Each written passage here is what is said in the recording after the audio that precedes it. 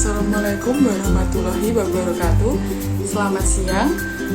Bagaimana kabar kalian hari ini? Semoga baik-baik saja ya. Oke, hari ini kita akan belajar mengenai model penelitian kemasyarakatan. Yang pertama, pentingnya penelitian kemasyarakatan. Penelitian kemasyarakatan merupakan bagian penting dari upaya memahami dan memecahkan permasalahan sosial yang ada di masyarakat. Melalui penelitian, kita dapat mengidentifikasi isu-isu kunci, menganalisis faktor-faktor yang mempengaruhi, dan merumuskan solusi yang sesuai dengan konteks. Ini berarti bahwa penelitian kemasyarakatan atau penelitian sosial didefinisikan sebagai kegiatan ilmiah yang sistematis untuk memperoleh pemahaman yang mendalam tentang fenomena sosial dan budaya di dalam masyarakat. Tujuannya adalah untuk mengidentifikasi, menganalisis, dan memahami berbagai aspek kehidupan masyarakat seperti interaksi sosial, struktur sosial, nilai-nilai, norma, dan masalah-masalah sosial yang terjadi.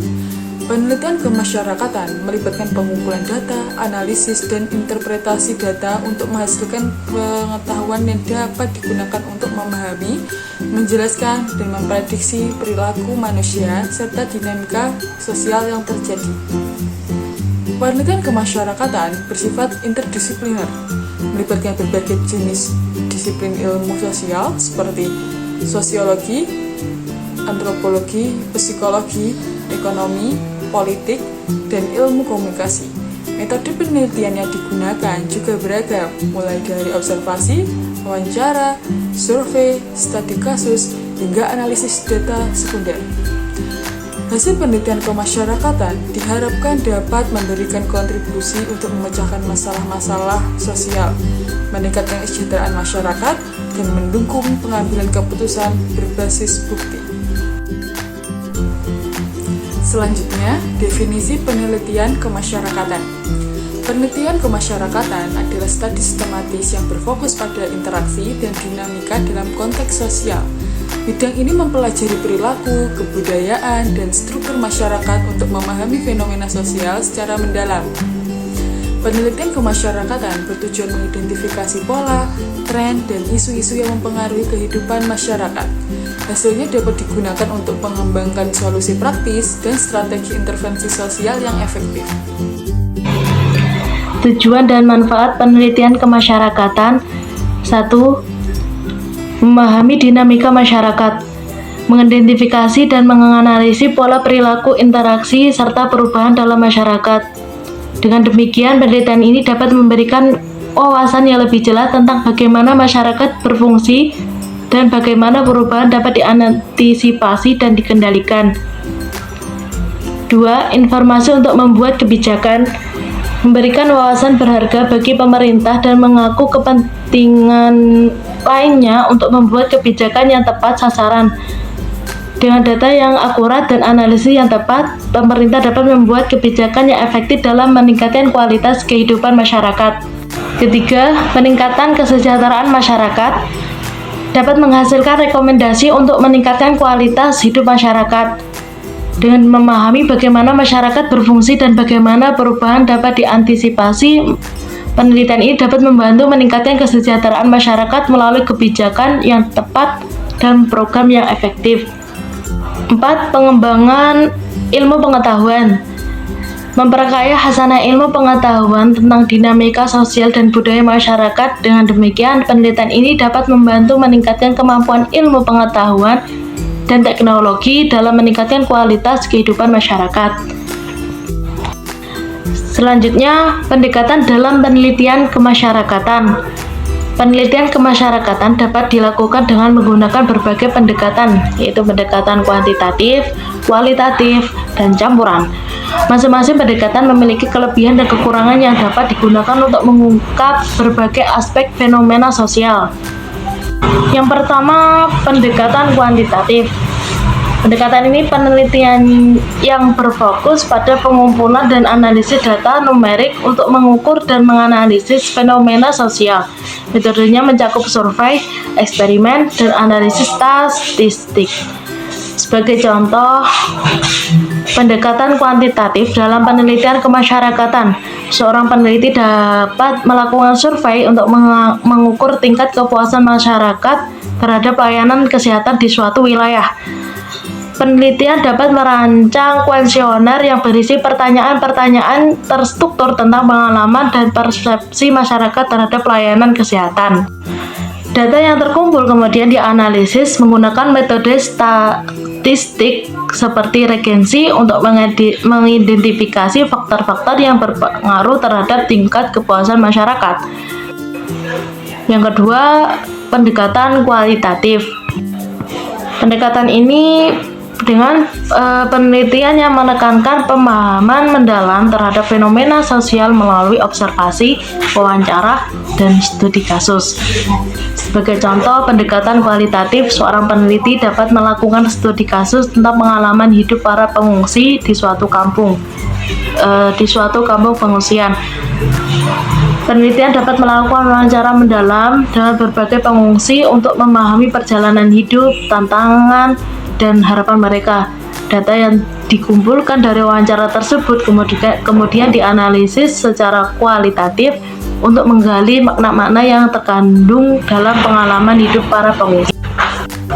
Yang ketiga, pendekatan campuran. Kombinasi antara pendekatan kuantitatif dan kualitatif untuk mendapatkan pemahaman yang lebih komprehensif tentang fenomena sosial. Sebagai contoh pendekatan campuran, seorang peneliti dapat menggabungkan data kuantitatif dan kualitatif dalam penelitian tentang pengaruh program pemberdayaan ekonomi terhadap kesejahteraan masyarakat. Peneliti dapat mengumpulkan data numerik tentang indikator kesejahteraan ekonomi seperti pendapatan dan pengeluaran, sekaligus melakukan wawancara mendalam dengan peserta program untuk memahami dampak program secara lebih holistik. Dengan menggabungkan kedua jenis data ini, peneliti dapat memberikan gambaran yang lebih lengkap tentang efektivitas program pemberdayaan ekonomi tersebut. Tahap pelaksanaan penelitian kemasyarakatan. Yang pertama, perumusan masalah. Pada tahap ini, peneliti mengidentifikasi isu-isu atau permasalahan yang relevan di masyarakat dan memerlukan investigasi lebih lanjut. Peneliti harus mampu mengenali dan merumuskan masalah yang penting dan signifikan untuk diteliti. Perumusan masalah yang baik akan menjadi dasar bagi keseluruhan proses penelitian selanjutnya. Yang kedua, penyusunan proposal. Setelah masalah penelitian dirumuskan, peneliti menyusun proposal penelitian yang mencakup tujuan, metodologi, jadwal, dan anggaran yang diperlukan. Proposal ini berfungsi sebagai rancangan kerja dan panduan bagi pelaksanaan penelitian. Proposal yang baik akan membantu peneliti dalam mengorganisir dan melaksanakan penelitian secara sistematis. Yang ketiga, pengumpulan data. Pada tahap ini, peneliti melakukan observasi lapangan, wawancara, survei, dan tinjauan pustaka untuk mengumpulkan data dan informasi yang dibutuhkan. Pengumpulan data yang komprehensif dan akurat akan memberikan landasan yang kuat bagi analisis dan penarikan kesimpulan penelitian. Pengumpulan data dan informasi pada tahap ini merupakan inti dari proses penelitian kemasyarakatan.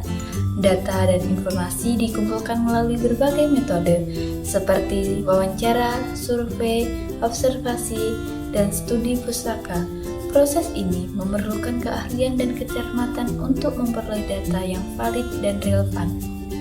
Peneliti harus menjalin komunikasi yang baik dengan masyarakat, memahami budaya dan norma-norma lokal, serta menjaga etika dalam pengumpulan data. Proses ini juga memerlukan perencanaan yang matang untuk memastikan efisien dan keberhasilan penelitian. Tahap pengumpulan data dan informasi merupakan bagian krusial dalam penelitian kemasyarakatan. Kemampuan penelitian dalam menjalani komunikasi, memahami konteks budaya, serta merencanakan proses pengumpulan data dengan cermat akan menentukan kualitas dan keberhasilan penelitian. Analisis data dan interpretasi hasil. 1. Analisis kuantitatif. Pada tahap ini, data numerik dari survei atau observasi dianalisis dengan menggunakan metode statistik yang sesuai. Tujuannya adalah untuk mengidentifikasi pola, tren, dan hubungan yang signifikan secara statistik. 2. Data kualitatif. Data kualitatif dari wawancara mendalam atau observasi partisipatif dianalisis dengan tematik untuk mengungkapkan makna, statistik, dan pengalaman dari sudut pandang masyarakat.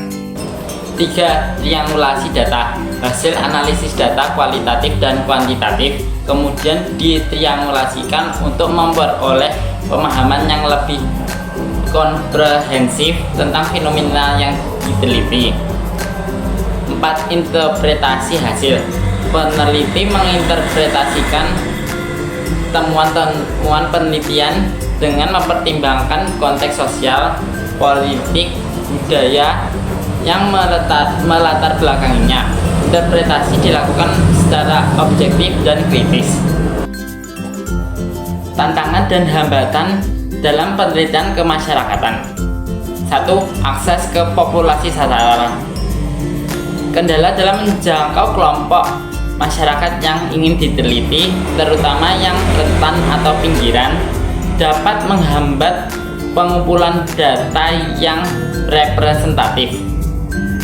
2. Keterbatasan sumber daya. Minimnya anggaran, waktu, dan tenaga ahli dapat membatasi cakupan dan kedalaman penelitian kemasyarakatan.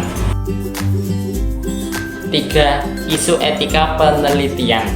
Menjaga etika dan privasi partisipan penelitian merupakan tantangan penting, terutama saat menangani topik-topik sensitif. 4. Kompleksitas masalah sosial. Permasalahan sosial yang diteliti seringkali rumit dan saling terikat, membutuhkan pendekatan multidisiplin untuk memahaminya secara komprehensif.